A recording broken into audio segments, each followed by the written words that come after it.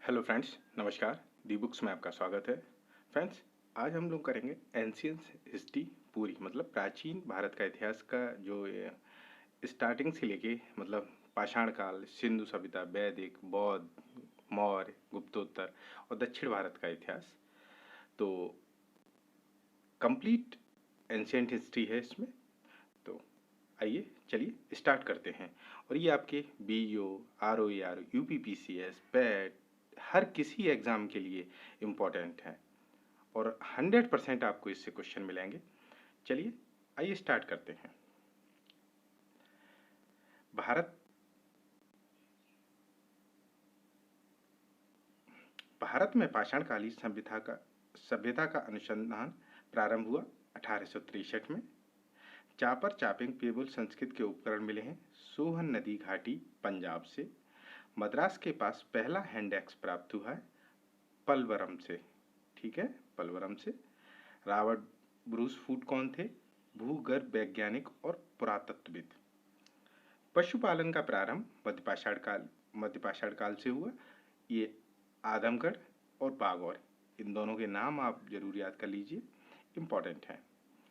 फिर आगे ऐतिहासिक शैल चित्रकला का श्रेष्ठ उदाहरण है भीमबेटका, जो MP में है। खाद्यान्नों का उत्पादन नवपाषाण काल। गेहूं की खेती, मतलब सबसे पहले क्या लोगों ने क्या कहते हैं, गेहूं की खेती प्रारंभ की थी। किस स्थल से हड्डी के उपकरण प्राप्त हुए हैं? महदहा से, UP से। ठीक है, और महदहा से ही हड्डी निर्मित आभूषण भी मिले हैं। कहाँ से? सरायनगर से। अब एक ही कब्र से 3 मानव कंकाल निकले हैं। कहाँ से? दमदमा से। कहाँ से निकले? दमदमा से। मानव के साथ कुत्ते के दफनाए जाने के साक्ष्य मिला है बुरजाहोम, जम्मू कश्मीर। बुरजाहोम से ही गर्ता आवास भी मिला है। भारतीय पुरातत्व का जनक किसे कहा जाता है? अलेक्जेंडर कनिंघम को।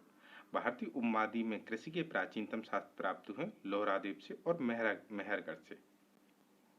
देखिए, सबसे प्राचीन साक्ष्य अगर आप जैसे क्वेश्चन आए तो अगर उसमें लोहरादेव और मेहरगढ़ दोनों हो तो लोहरादेव लगाना, अदरवाइज मेहरगढ़ लगाना।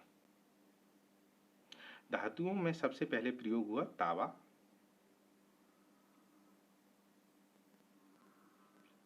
खाद्यान्नों के उत्पादन सर्वप्रथम किस काल में हुआ? नवपाषाण काल। गेहूं की खेती। प्राचीनतम चावल के साक्ष्य वाला स्थल है कोल्डी हवा, इलाहाबाद। राख के टीले मिले हैं संगनकल्लू, कर्नाटक से। आग का उपयोग सर्वप्रथम किस काल में हुआ? नवपाषाण काल में। आग का प्रयोग सर्वप्रथम कहाँ हुआ है? नवपाषाण काल में।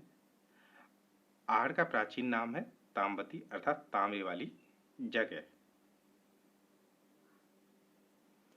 बिंद के किस शिलाश्रय से सर्वाधिक मानव कंकाल मिले? लेखहिया से। मध्यपाषाण काल में मध्यपाषाण काल में प्रयुक्त होने वाले उपकरण बहुत छोटे छोटे होते हैं, इसलिए इन्हें क्या कहते हैं? माइक्रोलिथ। क्या कहते हैं? ये पत्थर के बने हुए होते थे और बहुत छोटे छोटे होते थे। अब देखते हैं, ये पाषाण काल से थे और इम्पोर्टेंट है, इससे क्वेश्चन 100% हर एग्जाम में आते हैं। अब आइए देखिए सिंधु सभ्यता से। सिंधु घाटी सभ्यता, इसे हड़प्पा सभ्यता भी कहते हैं। आदि ऐतिहासिक युग से संबंधित है। गैर यार सभ्यता भी कहा जाता है। यह नगरीय सभ्यता थी। फ्रेंड्स, आज की तरह जो नगर विकसित हैं जैसे मेट्रोपॉलिटन सिटी, वैसे क्या कहते हैं, ये नगर विकसित थे। आर्यों से पूर्व रखा जाता है। मृदवांड मिले हैं यहाँ से। विकसित शहरी जीवन की सुविधाएं भी मिली हैं। इनके पास चित्रलेखी लिपि थी। लोहे का ज्ञान का अभाव था। लोहे के ज्ञान का अभाव था इन लोगों को। अब देखिए, सिंधु सभ्यता कहाँ से फैली थी? जम्मू कश्मीर, मांडा से, चिनाब नदी के किनारे। पूरब में हिंड नदी, आलमगीर, UP में है।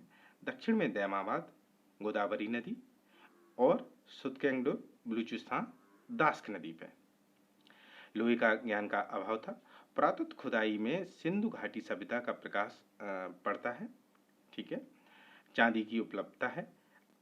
अपने नगर नियोजन के लिए जाने जाते थे।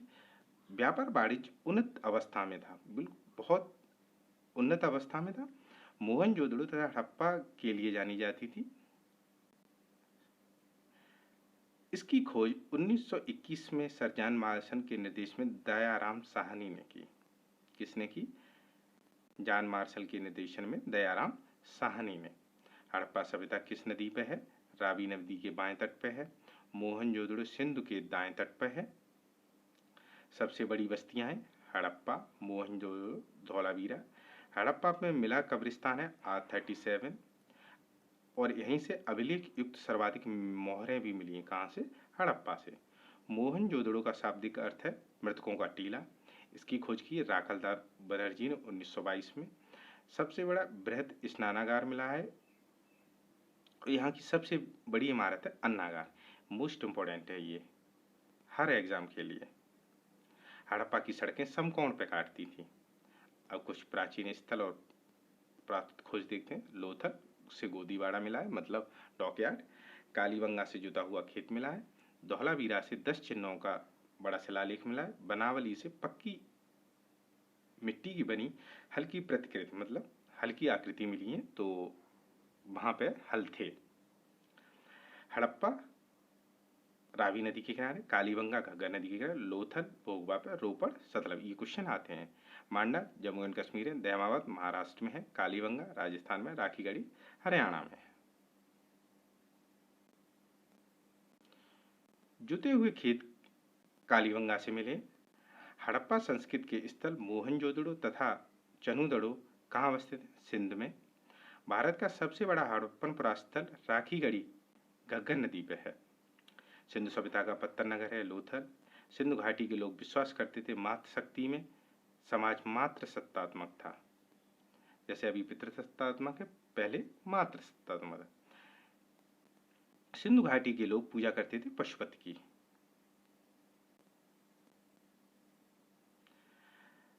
हड़प्पा की खोज किसने? Dayaram Sahni. Lothal SR Rao. Surkotada JP Joshi. Dholavira RS Bisht.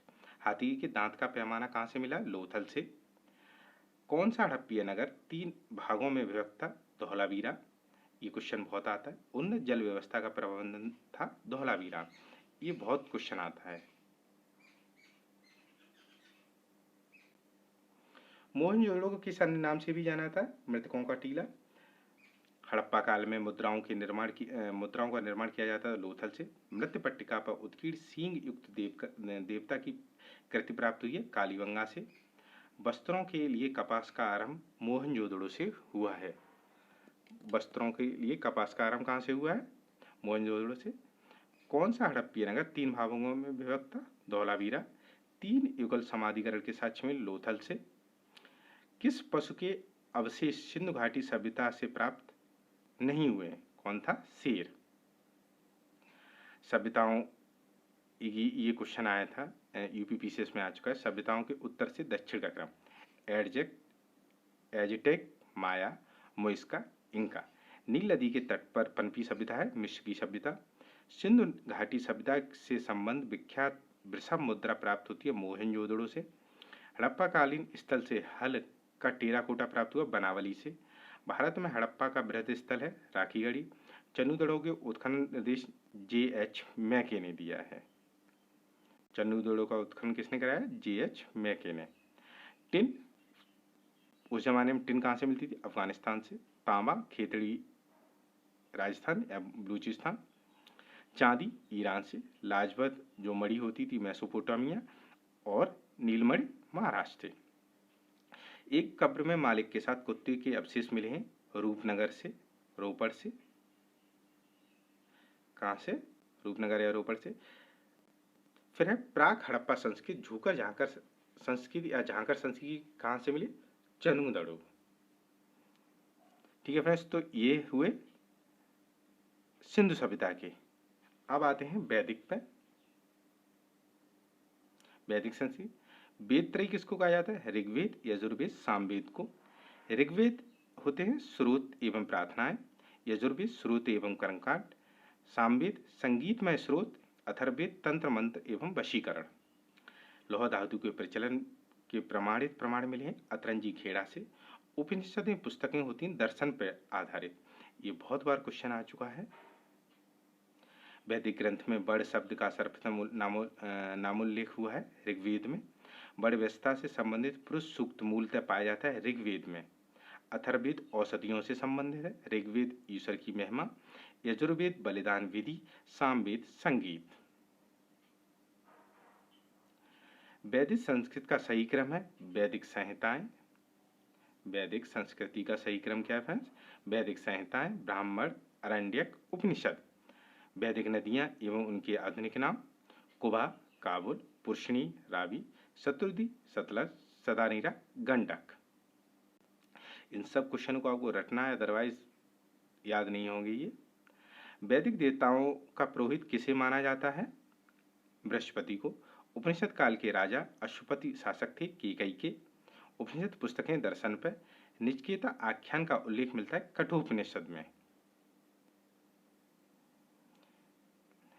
Iran से भारत में आर्यों के आने की सूचना मिलती है बोगज कोई अभिलेख से। किससे मिलती है? ईरान से भारत में आर्यों के आने का उल्लेख किससे मिलता है? बोगज कोई अभिलेख से। किस ग्रंथ में पुरुष मेघ का उल्लेख मिलता है? शतपथ ब्राह्मण में। किस वेद का संग्रह ऋग्वेद पर आधारित है? सामवेद का। अस्किनी की पहचान किस एक नदी के रूप में की जाती है? चिनाब। ब्रह्मवादिनी जिन्हें कुछ वेदों के मंत्रों की जो रचना की थी वो उनमें से कौन कौन था? लोपामुद्रा, घोषा, अपाला और विश्वतारा। फ्रेंड्स, ये उस समय की विदुषी थी, मतलब बहुत विद्वान थी। 10 राजाओं का युद्ध किस नदी के किनारे हुआ है? पुरुषणी, रावी। किस नदी को ऋग्वेद में मातेतमा, नदीतमा, देवतमा संबंधी है? सरस्वती। सभा एवं समति प्रजापति की 2 पुत्रियां कहाँ है? अथर्ववेद में। इसे ब्रह्मवेद भी कहते हैं, ब्रह्मवेद भी कहते हैं। गोत्र शब्द का सर्वप्रथम उपयोग हुआ है ऋग्वेद में। यब शब्द किस कृषि के लिए? यब जौ होते हैं। बहुत एग्जाम में आता है ये। ऋग्वेद की मूल लिपि थी ब्राह्मी। किस जानवर को अगन्या के नाम से जाना जाता है? गाय को। प्राणों की संख्या है 18। ऋग्वेद काल में जनता मुख्यतः किसमें विश्वास करती थी? बलि एवं कर्मकांड में। किसमें करती थी? बलि एवं कर्मकांड में। सत्यमेव जयते किस उपनिषद से लिया? मुंडको उपनिषद। किससे लिया गया है? मुंडको उपनिषद से। गायत्री मंत्र किस पुस्तक से मिलता है? ऋग्वेद से। सल्प सूत्र किस विषय से संबंधित पुस्तक है? ज्यामिति से। ऋग्वेद काल में कबीले को कहा जाता है जन या विष। ऋग्वेद युग की प्राचीनतम संस्था विदत। ब्रीहि शब्द किसके लिए प्रयुक्त हुआ है? चावल के लिए। ब्रीहि शब्द ध्यान रखिए फ्रेंड्स, ब्रीहि शब्द किसके लिए? चावल के लिए। गोपथ ब्राह्मण संबंधित अथर्ववेद से। यज्ञ संबंधी विधि विधानों का पता चलता है किससे? यजुर्वेद से। अब यजुर्वेद के 2 भाग हैं, शुक्ल यजुर्वेद और कृष्ण यजुर्वेद। मनु स्मृति मुख्यतः संबंधित है समाज व्यवस्था से। गायत्री मंत्र की रचना किसने की? विश्वामित्र ने की। यम और निचकेता संवाद मिलता है कठोपनिषद में। ऐत्रेय और कौशिकी ब्राह्मण का संबंध है ऋग्वेद से। तैतरी तथा शतपथ ब्राह्मण का संबंध है यजुर्वेद से। जैमिनी और छांदोग ब्राह्मण का संबंध है सामवेद से। गौपद ब्राह्मण का संबंध है अथर्ववेद से। मोस्ट इंपॉर्टेंट क्वेश्चन ही ये सारे आते हैं। वैदिक कर्मकांड में जो होता था वो कौन होता था? ऋग्वेद, जो ऋग्वेद के यज्ञ की सारी प्रक्रियाएं पूरा करता था। सर्ग, प्रतिसर्ग, वंश, मनमंतर और वंशाचरित संकेतक पुराणों से। पूर्व वैदिक आर्यों के धर्म प्रमुखतः था प्रकृति पूजा और यज्ञ। ठीक है। बाह्य विवाह, समान वर्ण और जाति विवाह, गंधर्व विवाह, प्रेम विवाह। यह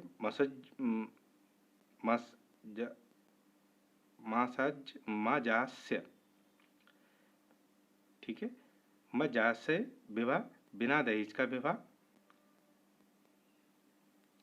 सबसे पुराना वेद है ऋग्वेद। निचकेता यम का संवाद किस उपनिषद से प्राप्त होता है? कठोपनिषद से। श्रीमद् भागवत गीता मौलिक रूप से किस भाषा में लिखी हुई है? संस्कृत में। जीविकोपार्जन हेतु वेद वेदांग पढ़ने वाला अध्यापक कहलाता था उपाध्याय। गौपत ब्राह्मण संबंधित है अथर्ववेद से, मोस्ट इंपॉर्टेंट है ये। महाभारत मूलतः किस रूप में जानी जाती है? जैन संहिता। किस वेद में एक जादुई माया और वशीकरण का वर्णन? अथर्ववेद में।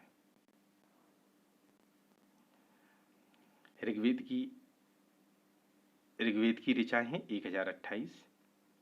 ऋग्वेद ऐत्रेय ब्राह्मण, सामवेद पंचविश, अथर्ववेद गौपत और यजुर्वेद शतपथ। प्राचीन नाम और आधुनिक नाम है। उर्वरा जुते हुए खेत को कहते हैं। लांगल किसको कहते हैं? हल को कहते हैं, ध्यान रखना फ्रेंड्स। ब्रक बैल को कहते हैं। सीता हल से बनी नालियां होती हैं। करीस गोबर की खाद होती है। करीस क्या होती है? गोबर की खाद। और ये पेपर में आ चुके हैं। भारतीय संस्कृत के अंतर्गत ऋत का अर्थ है प्रकृति नियम। वैदिक देवताओं में किसे उनका पुरोहित माना? बृहस्पति को। ऋग्वैदिक काल में निष्क किस अंग का आभूषण? गला। निशाका से जाने जाते हैं स्वर्णाभूषण। बोगज कोई महत्वपूर्ण है? यहाँ से प्राप्त अभिलेखों में वैदिक देवताओं एवं देवियों का नामोल्लेख प्राप्त होता है। इंद्र, मित्र, वरुण, नासत्य। जिस ग्रंथ में पुरुषमेघ का उल्लेख हुआ है? शतपथ ब्राह्मण। ऋग्वैदिक धर्म था बहुदेववादी। युद्ध का देवता माना जाता है इंद्र को। सत्यमेव जयते शब्द किस उपनिषद से लिया गया? मुंडको उपनिषद से लिया गया है। कहाँ से लिया गया? मुंडको उपनिषद से। तमसो मां ज्योतिर्गमय कथन है उपनिषदों का। ऋग्वेद की मूल लिपि है ब्राह्मी। सविता किस देवता को? सूर्य देवता। फ्रेंड्स ये क्वेश्चन आ चुका है, मोस्ट इंपोर्टेंट क्वेश्चन है। यजुर्वेद कृष्ण और शुक्ल यजुर्वेद दो में डिवाइड होता है। कृष्ण गद पद में होता है और शुक्ल केवल पद में होता है। इसे ही बाज सनेही संहिता भी कहते हैं। ये क्वेश्चन भी आ चुका है।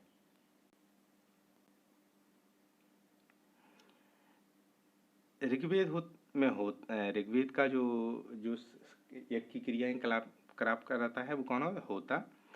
और सामवेद, उद्गाता, यजुर्वेद, अथर्ववेद, भाई। ऋग्वेद में किस देवता का उल्लेख सर्वाधिक है? इंद्र का 250वां। फिर आते हैं फ्रेंड्स द्वितीय नगरी क्रांति या मगध का उत्कर्ष। मोस्ट इंपॉर्टेंट टॉपिक है। इससे भी ज्यादातर क्वेश्चन आपको हर एग्जाम में एक क्वेश्चन मिल ही जाएगा, स्पेशली राजधानियों से तो मिल ही जाता है। तो किस बौद्ध ग्रंथ में उल्लेख है 16 जनपदों का जन्म हो चुका है? अगुंतर निकाय में। किस जैन ग्रंथ में 16 महाजनपदों की सूची मिलती है? भगवती सूत्र में। कुसुमपुर या पाटलिपुत्र नगर का निर्माण किसने किया था? उदयन ने। प्रथम मगध साम्राज्य का उत्कर्ष किस शताब्दी में हुआ था? 6ठी शताब्दी में। उज्जैन का प्राचीनतम नाम क्या है? अवंतिका। काशी महाजनपद किसके लिए प्रसिद्ध है? सूती एवं रेशमी वस्त्र। आहत सिक्के कब मिले हैं? 5वीं शताब्दी ईसा पूर्व। नंद राज्य का संस्थापक था महापदम नंद। नंद वंश का संस्थापक कौन था? महापदम नंद। फ्रेंड्स अब देखिए, कारवां बनाकर चलने वाले व्यापारियों के प्रमुख को क्या कहा जाता था? सार्थवा। पश्चिमी एशिया में मोरों के निर्यात का उल्लेख हुआ है व्यावेरु जातक में। प्राचीन जनपद राजस्थान में स्थित है मत्स्य। किस प्राचीन नगर में महोदय नगर कहा जाता है? कन्याकुब्ज को। कलिंग नरेश खारवेल ने नहर खुदवाई। इसका वर्णन किसमें? हाथी गुम्फा अभिलेख में। गंगा और सोन नदियों के संगम पर स्थित है पाटलिपुत्र या कुसुमपुर। श्रेणी किस राजा को कहा जाता है? बिम्बसार को श्रेणी कहा जाता था इसको। ये अन्य नाम है। मथुरा किस राज्य की राजधानी है? मोथुरा। मैथुरा किस राज्य की राजधानी है? मथुरा को फ्रेंड्स मथुरा कहते हैं। ये सूरसेन की राजधानी थी। ये भी क्वेश्चन आया हुआ है। 5वीं शताब्दी ईसा पूर्व प्राचीन सिक्के को कहा जाता है आह सिक्के, चांदी के होते थे। विश्व का पहला गणतंत्र वैशाली किसके राज्य द्वारा स्थापित किया? लक्षवी के द्वारा। 6ठी शताब्दी ईसा पूर्व मत्स्य महाजनपद स्थित था राजस्थान में। मगध की प्रारंभ राजधानी थी राजगृह। राजकुमार जो अपने पिता की मृत्यु के लिए उत्तरदायी कौन है? अजातशत्रु। इसे पितृहंता भी कहते हैं। मगध का कौन सा सम्राट अपूर्व परशुराम के नाम से जाना जाता है? महापद्म नंद। ये भी क्वेश्चन आ चुका है। अजातशत्रु के वंश का नाम क्या था? हिरण्यक। कालपी नगर किस नदी के तट पर स्थित है? यमुना या जालौन। जालौन है, वहीं कालपी नगर है। प्रद्योत, अवंती, प्रसेनजित, कौशल जो राजा और राज्य थे, अजातशत्रु, मगध और उदयन वत्स। अब यूनानी आक्रमण हुआ इसी समय, तो उसके भी देखिए कुछ फैक्ट। सिकंदर के साथ भारत नहीं आया था डायमेकस, नियार्कस, अनेसिक्रिटस और अरिस्टोबुलस आए थे। सिकंदर और पोरस के बीच किस नदी के तट पर लड़ाई हुई थी? झेलम। सिकंदर ने 2 नगरों की स्थापना की थी, किसकी? निकैया और बुकेफुला की। ठीक है फ्रेंड्स, अब आते हैं बौद्ध धर्म पे। मोस्ट इंपॉर्टेंट है बौद्ध धर्म। गौतम बुद्ध का जन्म हुआ 563 ईस्वी में लुम्बिनी में। बुद्ध के जीवन की वह घटना जिसे महाविनिष्क्रमण के रूप में जाना जाता है, उनका गृह त्याग। गौतम बुद्ध के बचपन का नाम है सिद्धार्थ। गौतम बुद्ध की मां संबंधित थी कौली वंश से। महात्मा बुद्ध का महापरिनिर्वाण हुआ था मल्ल गणराज्य की राजधानी कुशीनगर में। किन राज्यों का संबंध गौतम बुद्ध से? कौशल एवं मगध। बुद्ध ने अपने जीवन की अंतिम वर्षा ऋतु बिताई वैशाली में।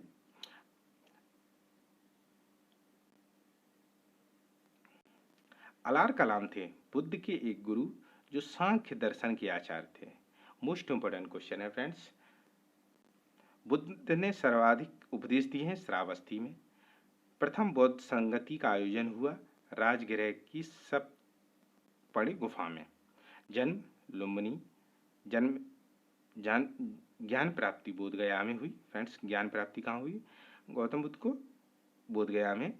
प्रथम वचन सारनाथ में। निधन कुशीनगर में हुआ। जन्म का जो प्रतीक चिन्ह है वो है कमल। प्रथम वचन धर्मचक्र परिवर्तन। महाबोधि बोधिसत्व और त्याग घोड़ा। त्रिपिटक क्या है? बुद्ध के उपदेशों का संग्रह है त्रिपिटक में, क्वेश्चन आया हुआ है। वह बौद्ध ग्रंथ जिसमें संघ जीवन के नियम प्राप्त होते हैं, विनय पिटक। वह बौद्ध साहित्य जिसमें महात्मा बुद्ध के नैतिक एवं सिद्धांत संबंधित प्रवचन संकलित हैं, सुत्त पिटक में। किसमें? सुत्त पिटक में बुद्ध की खड़ी प्रतिमा बनाई गई है कुषाण काल में। भूमि स्पर्श मुद्रा की सारनाथ बुद्ध मूर्ति संबंधित है गुप्त काल से। फ्रेंड्स, ये मोस्ट इंपोर्टेंट क्वेश्चन है, ये आपको रटने पड़ेंगे ये सारे। सर एडविन एर्नोल्ड की पुस्तक द लाइट ऑफ एशिया आधारित है ललित विस्तार से। बौद्ध धर्म के चार आर्य सत्य हैं। दुख, दुख का कारण, दुख निरोध, मार्ग। शून्यता के सिद्धांत का सर्वप्रथम प्रतिपादन करने वाले बौद्ध दार्शनिक का नाम क्या है? नागार्जुन। कौन थे? नागार्जुन।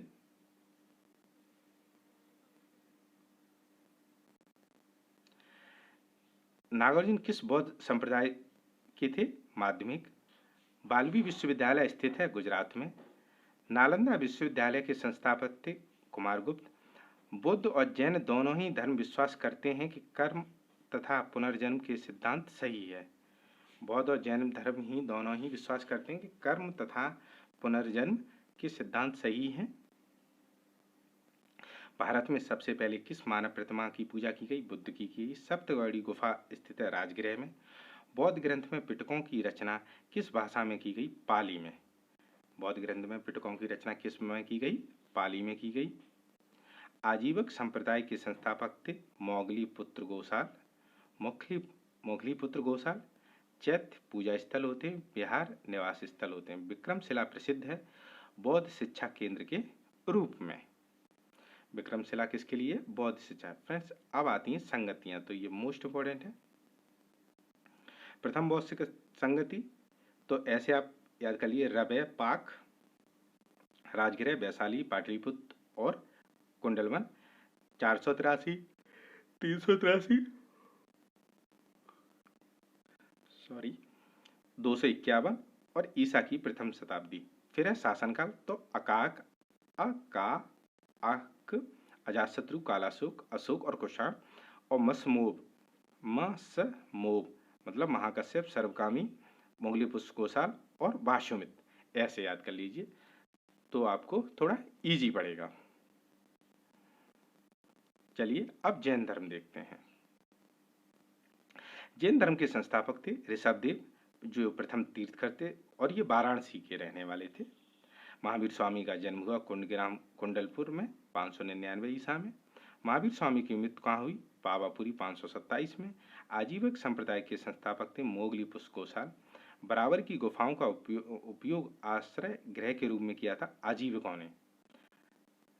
उत्तर प्रदेश में बौद्ध एवं जैनियों दोनों की प्रसिद्ध तीर्थस्थली कौशाम्बी।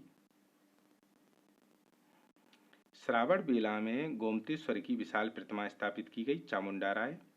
महान धार्मिक घटना महामस्तकाभिषेकम संबंधित है बाहुबली से। बाहुबली जो दक्षिण भारत में भगवान हैं उन्हें बाहुबली कहते हैं। समाधि मरण से संबंधित है जैन दर्शन से। अणुव्रत सिद्धांत का प्रतिपादन किया जैन धर्म ने। स्यादवाद सिद्धांत है जैन धर्म का। जैन धर्म में पूर्ण ज्ञान के लिए शब्द आता है कैवल्य। मोस्ट इंपॉर्टेंट क्वेश्चन है, जैन धर्म में पूर्ण ज्ञान के लिए शब्द उपयोग होता है कैवल्य। त्रिरत्न सिद्धांत सम्यक धारण, सम्यक चरित, सम्यक ज्ञान किस धर्म की महिमा है? जैन धर्म की। प्रारंभिक जैन साहित्य किस भाषा में लिखे गए? अर्धमगधी में।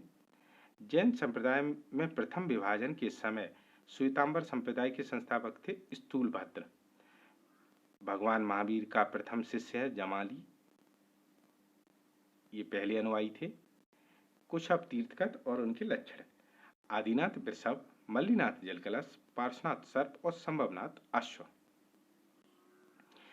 यापनीय संप्रदाय किस एक संप्रदाय जैन धर्म का है? आचार्य और उनके कुछ सिद्धांत हैं लकुलिश, पाशुपत, नागार्जुन, शून्य। फ्रेंड्स ये क्वेश्चन बहुत आता है। भद्रबाहु जैन और गौशाल आजीवक, ये दोनों क्वेश्चन बहुत आए हैं। नागार्जुन और गौशाल वाले ये दोनों क्वेश्चन बहुत आते हैं एग्जाम में। शैव और भागवत धर्म देख लीजिए। नैनार्थी शैव धर्मानुयायी। भागवत धर्म के प्रवक्ता थे कृष्ण। सर्वप्रथम देवकी के पुत्र कृष्ण का वर्णन मिलता है छांदोग्य उपनिषद में। हेलियोडोरस का विष्णुनगर अभिलेख है वासुदेव। भागवत वासुदेव से संबंधित है। भागवत संप्रदाय के विकास में सर्वाधिक योगदान दिया है गुप्तों ने। प्रस्थानत्रयी से संबंधित उपनिषद, ब्रह्मसूत्र और एवं भगवत गीता। भागवत धर्म से संबंधित प्राचीनतम अभिलेख के साक्ष्य मिले हैं हेलियोडोरस का विष्णुनगर अभिलेख। विष्णुनगर अभिलेख का हेलियोडोरस निवासी कहाँ का था? तक्षशिला का। अर्धनारीश्वर मूर्ति की में आधा शिव आधा पार्वती प्रतीक हैं देव और उनकी शक्ति का प्रयोग। अब फ्रेंड्स आते हैं मोस्ट इंपॉर्टेंट टॉपिक है मौर्य साम्राज्य। ठीक है, चलिए। अर्थशास्त्र जो बुक है जिसमें मौर्य प्रशासन के बारे में राजनीति की नीतियों पर दिया है, शासन के सिद्धांतों की पुस्तक है और इसमें चंद्रगुप्त मौर्य के व्यक्तित्व पर भी प्रकाश डाला गया है। विलियम जोन्स ने सर्वप्रथम सेंट्रो कोट्स की पहचान चंद्रगुप्त मौर्य से की। चंद्रगुप्त मौर्य ने के गुरु चाणक्य की सहायता से अंतिम नंद शासक घनानंद को पराजित कर मौर्य साम्राज्य की नींव रखी। प्लूटार्क, चंद्रगुप्त मौर्य ने जो सीएम लिखा है फ्रेंड्स, ये चंद्रगुप्त मौर्य है ने।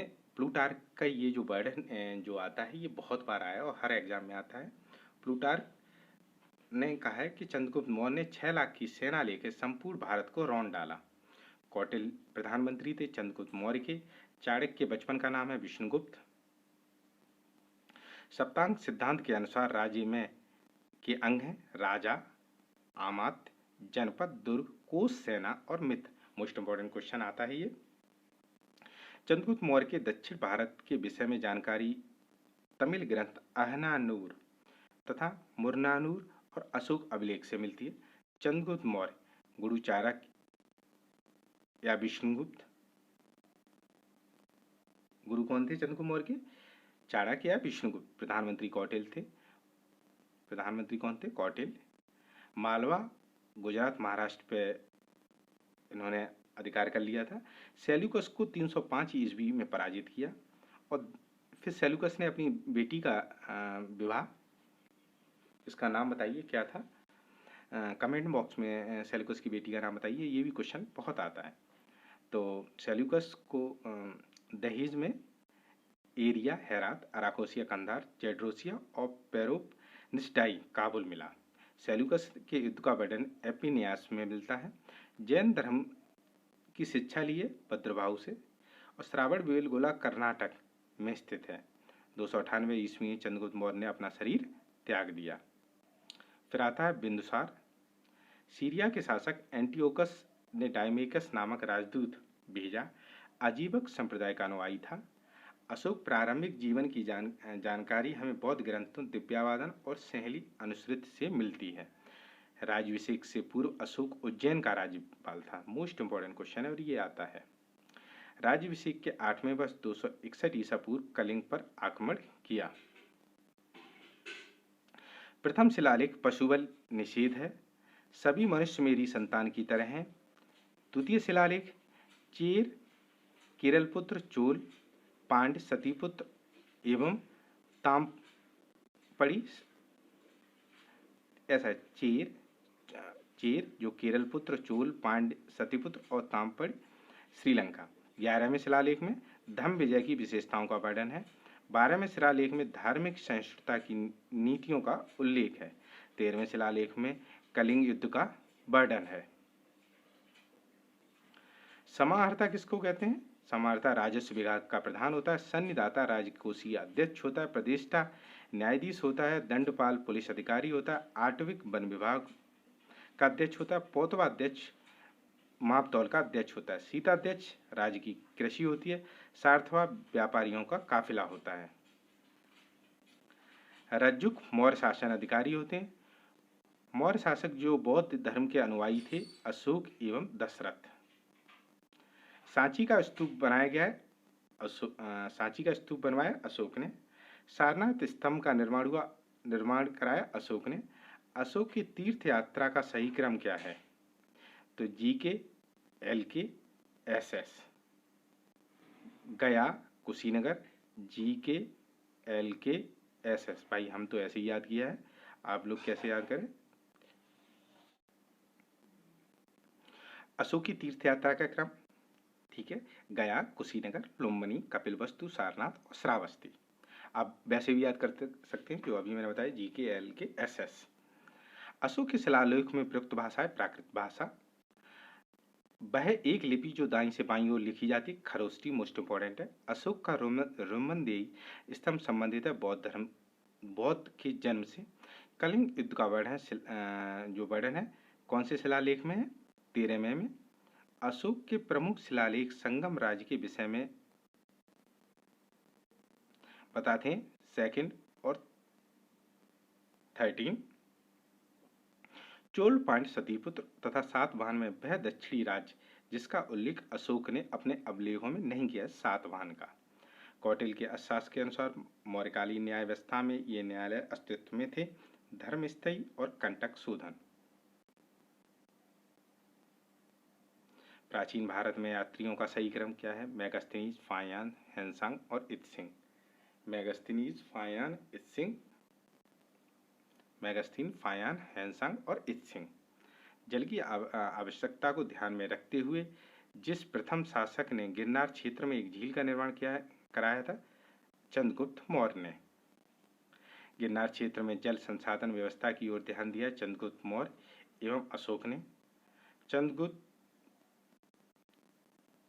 थंडरकोट्स, बिंदुसार, अमित्रघात, अशोक, प्रियदर्श और चाणक्य विष्णुगुप्त। मौर्य काल में शिक्षा का सर्वाधिक प्रसिद्ध केंद्र था तक्षशिला। भाग एवं बलि थे राजस्व के स्रोत। वह स्रोत जिसमें पाटलिपुत्र के प्रशासन का वर्णन उपलब्ध है, इंडिका। कालसी प्रसिद्ध है। कालसी जो प्रसिद्ध है उसके लिए अशोक के शिलालेख के कारण। मौर्य काल में टैक्स को छुपाने के लिए दिया जाता था मृत्युदंड। वह स्थान जहां अशोक ब्राह्मी लिपि का पता चलता अनुराधापुर में। कौशाम्बी घोषिताराम मठ है। कुशीनगर में रानावर स्तूप है। सारनाथ धमेक स्तूप, श्रावस्ती सहित महित। फ्रेंड्स, ये क्वेश्चन आ चुके हैं पहले भी।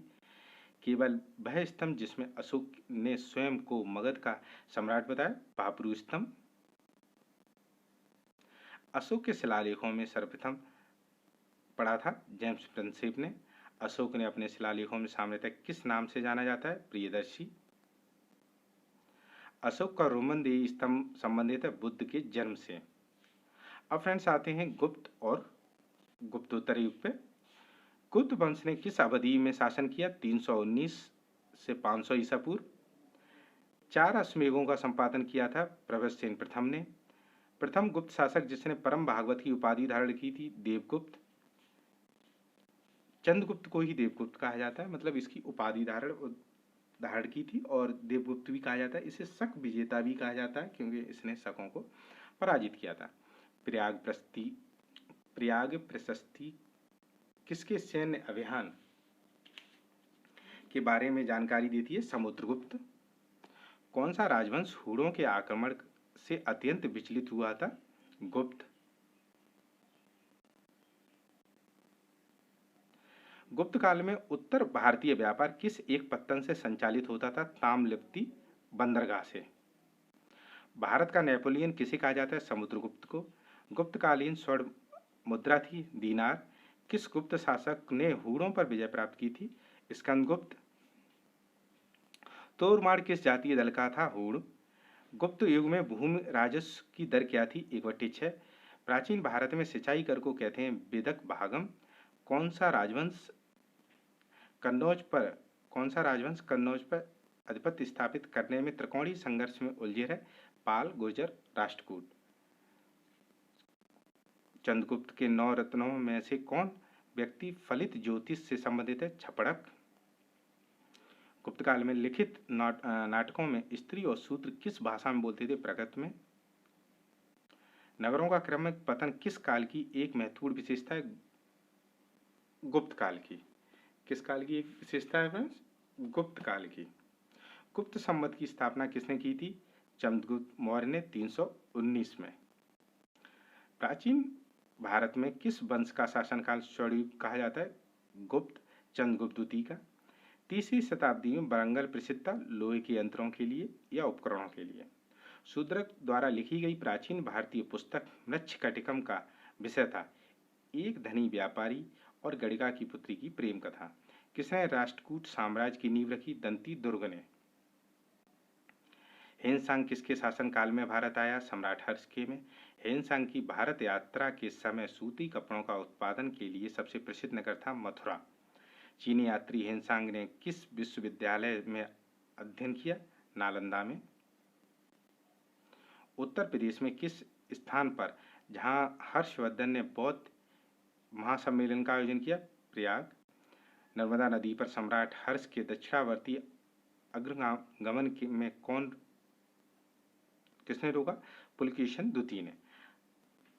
नर्मदा नदी पर सम्राट हर्ष के दक्षिणावर्ती अग्रगमन को कौन रोका? पुलकेशिन द्वितीय ने हर्षवर्धन को हराया था। गुर्जर प्रतिहार वंश की स्थापना की थी नागवट प्रथम ने। सम्राट हर्ष ने अपनी राजधानी थानेश्वर से कहाँ स्थानांतरित की थी? कन्नौज। भारत में सबसे प्राचीन विहार है नालंदा विहार। चीनी यात्री जिसने भीनमाल की यात्रा की? हेनसांग। कौसे शब्द का प्रयोग हुआ है? रेशम के लिए। गुप्तोत्तर युग में प्रमुख व्यापार केंद्र था कन्नौज। गुप्तकालीन स्वर्ण मुद्रा है दीनार। गुप्तकालीन रजत मुद्राओं को नाम दिया गया रूपक। वह गुप्त शासक जिसने सर्वप्रथम सिक्के जारी किए? चंद्रगुप्त प्रथम। सती प्रथा का प्रथम अभिलेखीय साक्ष्य प्राप्त हुआ एरड़ से। मंदिरों एवं ब्राह्मणों को सबसे अधिक ग्राम अनुदान दिया गया था गुप्त वंश में। प्राचीन भारत में सिंचाई कर को कहते हैं वेदक भागम। प्राचीन सांख्य दर्शन के महत्वपूर्ण योगदान हैं कपिल। योग दर्शन के प्रतिपादक हैं पतंजलि। महाभाष्य के लेखक पतंजलि समसामयिक थे पुष्यमित्र शुंग के। वैशेषिक दर्शन के प्रवर्तक थे कुणाद। न्याय दर्शन के प्रवक्ता थे गौतम। मीमांसा के प्रणेता थे जैमिनी। कर्म का सिद्धांत संबंधित है मीमांसा से, ये मोस्ट इंपॉर्टेंट है।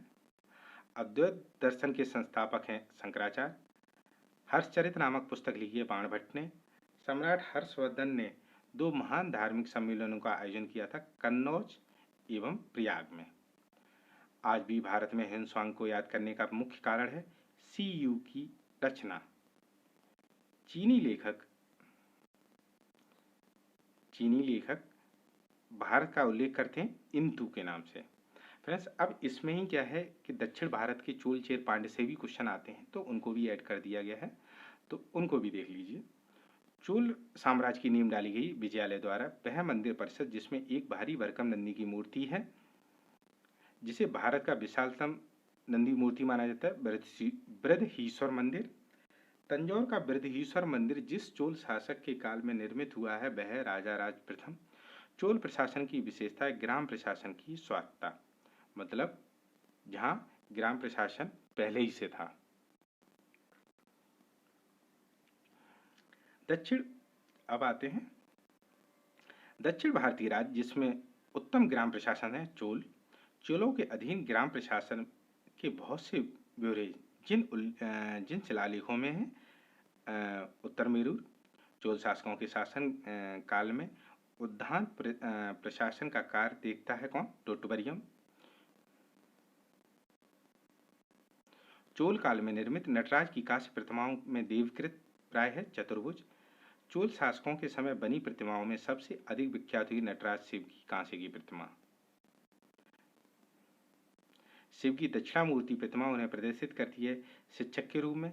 दक्षिण भारत का वह राजवंश जो अपनी सैनिक शक्ति के लिए प्रसिद्ध है चोल। वह शासक जो अपने शासन काल में ही उत्तराधिकारी घोषित करते थे चोल।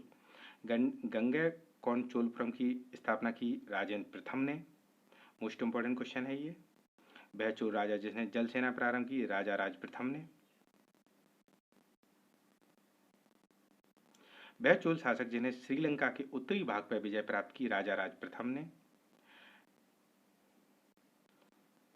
चालुक्य वंश का सबसे महान शासक था पुलकेशिन द्वितीय। प्राचीन संस्कृत ग्रंथों में प्राप्त यवन प्रिय शब्द का द्योतक था काली मिर्च का। संगम साहित्य में तोल्काप्पियम शब्द का द्योतक है तमिल व्याकरण। शिल्प दिकारम का लेखक है इलंगो आदिगल। मोस्ट इंपोर्टेंट क्वेश्चन है ये। अब हैं कुछ चालुक्य बादामी राज्य और उनकी राजधानियां। पल्लव कांचीपुरम, हर्ष कन्नौज, पांड्य मदुरई। संगम युग में उरयूर विख्यात है सूती वस्त्र के लिए। तमिल ग्रंथ जिसे लघुवेद की संज्ञा दी गई कुरल। तमिल रामायण का रामावतारम का लेखक है कम्मन। संगम काल में प्राचीन भारत के व्यापारियों का निगम था मणिग्रामम। मीनाक्षी मंदिर स्थित है मदुरई में। मामल्लपुरम के रथ स्मारकों के निर्माण के लिए कौन उत्तरदायी है? पल्लव। किस मंदिर को शैलकृत स्थापत्य का आश्चर्य माना जाता है? कैलाश मंदिर, एलोरा। चालुक्य वंश का सबसे महान शासक कौन था? पुलकेशिन द्वितीय। तोल्काप्पियम ग्रंथ संबंधित है व्याकरण और काव्य से। तृतीय संगम हुआ मदुरई में। तृतीय संगम कहाँ हुआ? मदुरई में। दक्षिण भारत का प्रसिद्ध तकोलम युद्ध हुआ चोल एवं राष्ट्रकूटों के मध्य। तो फ्रेंड्स, ये थे क्या कहते हैं एंशियंट हिस्ट्री कंप्लीट हो गई है, और इससे 100% आपको 10 से 20 सवाल मिलेंगे हर एग्जाम में। मतलब जो भी एग्जाम आएगा उसमें आपके कोई क्वेश्चन इन क्वेश्चनों से बाहर नहीं जाएगा।